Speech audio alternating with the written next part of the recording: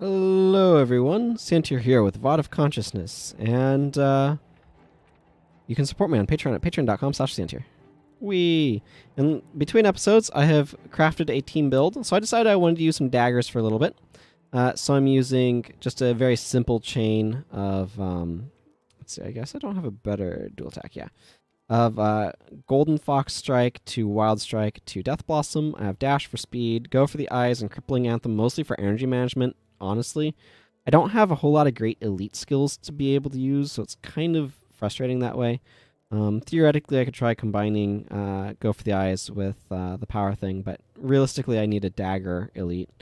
Paragon profession itself is a bit stretched for elite skills, just because it's one of the Nightfall professions, so both Paragon and Dervish are pretty sparse on elite skills, and there's not as much versatility as I'd like. Then I'm using Blazing Finale, just to get some additional fire off on enemies. Just going to be triggering that a lot with Go for the Eyes. And then find their weakness, and maybe I'll be unhappy with Crippling Anthem, we'll see. And find their weakness just gives me a giant boost to damage for a hit, so we'll see what I think of it. I changed a skill here to give him Mirror of Displacement. Didn't do anything to him. Changed her to be Fire, Pyromancer. I'm trying out Mind Burn to combo with Phoenix for some additional healing. And of course, everybody's favorite, Rodgort's Invocation. Rodgort is Trogdor backwards. There you go. Just the Minion Master still with us, using Empathic Removal. I think I mentioned that. And changed some stuff around on her. Shielding Hand seems better to me for this zone, just because the enemies are going to be low leveled. So reducing by 13 damage is more important than sort of what the other thing was trying to do. And what is this? Yeah, that's some weird anti-knockdown attack. And things like Vigorous Spirit seemed more useful as well. So just some simple changes that way. I need to go clear out my inventory because if you might recall, last time we made... over the past several episodes, we've made the trek from Camp Rancor up to Deldrimor War Camp, and then up through Dreadnought's Drifts and Lornar's Pass to Beacon's Perch. People used to do the run, the Drockner's run, from Beacon's Perch down to Drockner's Forge, and it would take a while. Not quite as long as the fighting that we did all the way there, but it would certainly take a while, and you'd pay a decent amount of gold for one of those trips. I don't think anybody's doing it anymore. There certainly would be no reason to really do it. If mostly veterans are playing, they have the characters, or they have the capacity to go elsewhere. So, but it was a thriving player market for a while. I'm trying to remember where the Shunlai chest is. You'll see a bunch of Ascalonians in here because the story is that the Ascalonians are fleeing from Ascalon to Kryda over the Shiver Peak Mountains. Kryda being over here, Ascalon, or the Rains of it, being over there. Oh, there's the Shunlight chest. Well, great. The pathing doesn't know how to get there. Not up this way, though. Look, I need to get over there so I can clear... Actually, you know what? Never mind this business. Never mind this business. I have a guild hall. You know what my guild hall has? Easy access to Shunlai chest. I'm not sure the proper way to pronounce that, actually. It's clearly Chinese influence, but...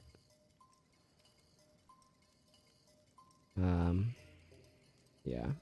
I don't speak Chinese. So I'm ignorant about the proper ways of pronouncing it. Okay, anything left unidentified? Yeah, identified. Okay. And then, do I want to try to hang on to this bow? Do I have other Vamp bow mods? There's one Vamp one. Oh, that doesn't have a... I don't need the shelter. Let's pull the Vamp bowstring off of this. Merch the rest, and I can throw the Vamp one onto this Storing mods. Storing mods. I should have a merchant around here somewhere. Over there. Okay. This area is very Persian inspired, in case you hadn't noticed. It's cool. I like it. And I'd get to the point where I'm going to need to sell some of this stuff. Okay. Definitely don't need that. Don't need this flatbow. Don't need this key. The rest of this gold is not worth keeping. That's just weird. That's super weak enchanting mod. Okay, cleared out my inventory and deposit my funds and leave Guildhall. It'd be cool, by the way, if anybody wants to join, for you to go ahead and join me in my guild. Okay, so today... Oh, man. So if I'm leaving Beacon's Perch, I want to make sure I'm not going to Lornar's Pass, because that is not the direction I want to go. I do need to go out to the Deldrimmer Bowl. So this episode today might be a little bit long, because I'm not going to end it until I get to a town, because that's not making any progress. That's just... I can't save that.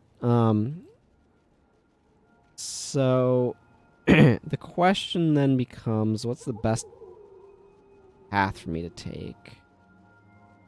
I'm trying to remember my geography. I think I need to go up this way. So we're going to go up that way, I think.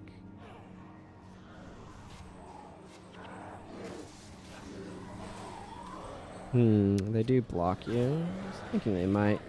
You'll notice that these enemies die exceedingly quickly, and also give very poor rewards. That's just going to happen, because, as it turns out, we are level 20 and they are level 8, so they are super duper weak. So a lot of this is just going to be... that.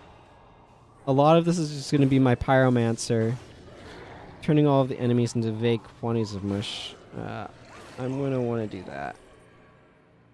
You didn't used to be able to do that, by the way. That was functionality that they had to add to the game. The ability to swap skills mid level like that. I think... it's been so friggin' long since I've been through this area. I think I need to make my way up to Anvil Rock area.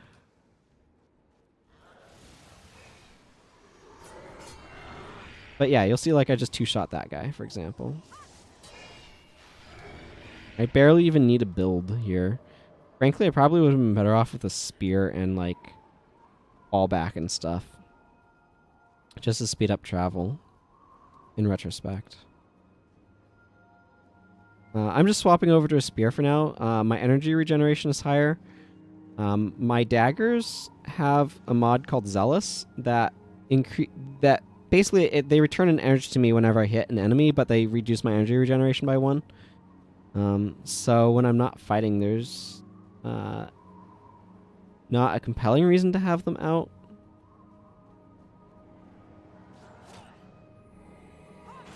Well, let's go ahead and... Okay, you can interrupt that, I guess. My goodness, I'm hitting all the wrong buttons. I don't know why.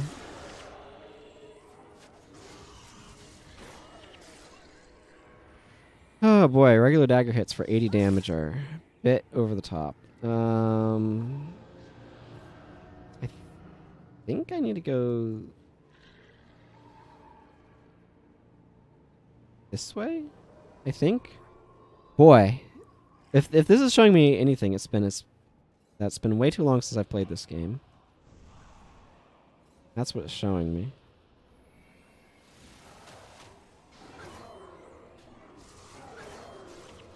It's like not even worth trying to do anything fancy.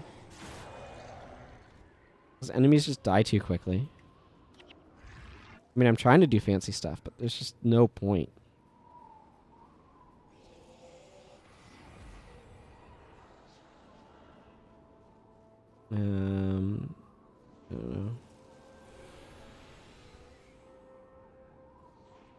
Let's just go back to this. Why not? It feels appropriate to the area. I think I have access to all the god-themed gear. Do I want to talk about anything? Like last time I was talking about how cultural values are passed on through indoctrination via parents to their children and so on and so forth, and cultural ideas. It's interesting too, like what cultural ideas have developed. One of the big ones that I was talking about last time had to do with attitudes regarding nudity, which I perceive as being very bonkers, but I think that they developed over time through certain religious attitudes that, by the way, I don't share. God never said, thou shalt wear clothing, or thou shalt not be naked. Like, that never happened. And it doesn't make any sense either. Like, there's a lot about making sure people are clothed, but there's many reasons for that. I like the look of these aspen trees, by the way. Aspen trees are really cool. That's one of the things that I like about, like, Colorado areas are the aspen trees. They're just really pretty.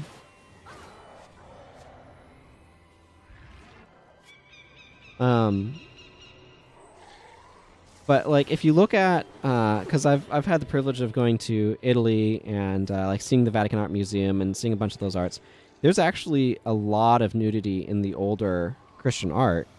Mary Magdalene is a particularly popular figure for that. Or not Mary Magdalene? I think, yeah, Mary Magdalene. Where there's like even naked statues of basically a saint, or where you see Madonna of the Milk, which is like Mary with breastfeeding Jesus, right? And it's like, this is interesting from the standpoint of there was a change at some point in time. I think it came with some of the Protestant stuff. I don't know that it would have been right away, but that's been my impression. But there's this concept that was certainly prevalent among, like, throughout history, really, of thinking of the physical as being profane or unholy, that basically setting up a dualism between the physical as evil and the spiritual as good, or kind of like intellectual in many regards. And so those sort of movements would see sex and the body and stuff like that as bad, which is not a biblical concept, by the way. The biblical concept would be that, hey, God created the body and was part of what he said was very good in the Garden of Eden. And so those sorts of concepts of anti-body concepts like that, I think are somewhat... Yeah, here's Anvil Rock. Then Ice Tooth Cave, I think is the name of the cave we need to get to. But a lot of those concepts are, in terms of being like anti-body, are not scripturally backed up.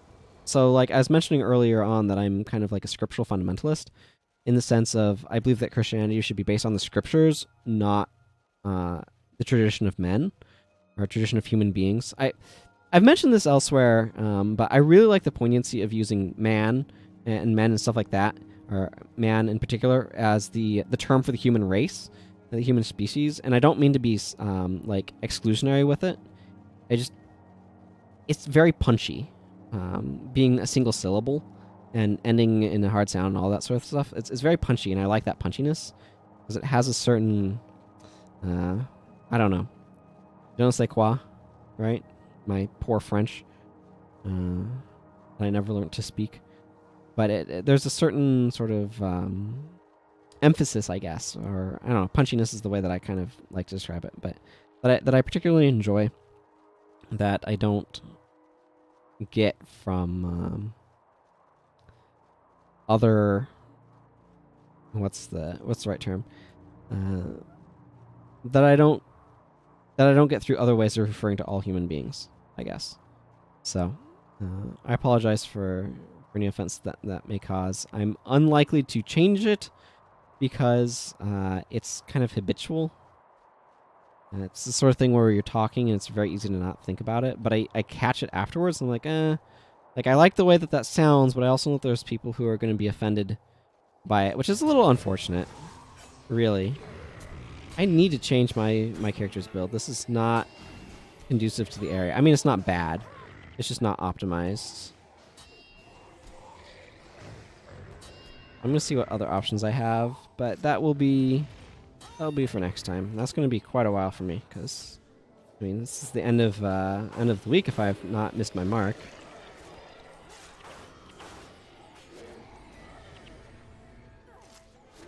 Ha! I'll hit you, and then no, I won't, because you're so weak. Everything you got burned up. I want my. What do I get from 3 gold? Yay. That makes sense. Rounds down. Certainly isn't going to round up. They're too worried about economy. So we're almost done with this session. So I've been enjoying playing this game. Hopefully you've been enjoying watching me. Hopefully you've been enjoying what I have to say.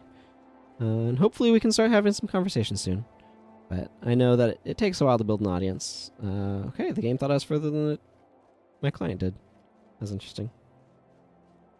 So I'm just going to pop in here, clean up my inventory, and next time I'll have a new build going on my character, but I don't need you to watch me do that, so I do apparently need to make you watch me use up my identification kit, though.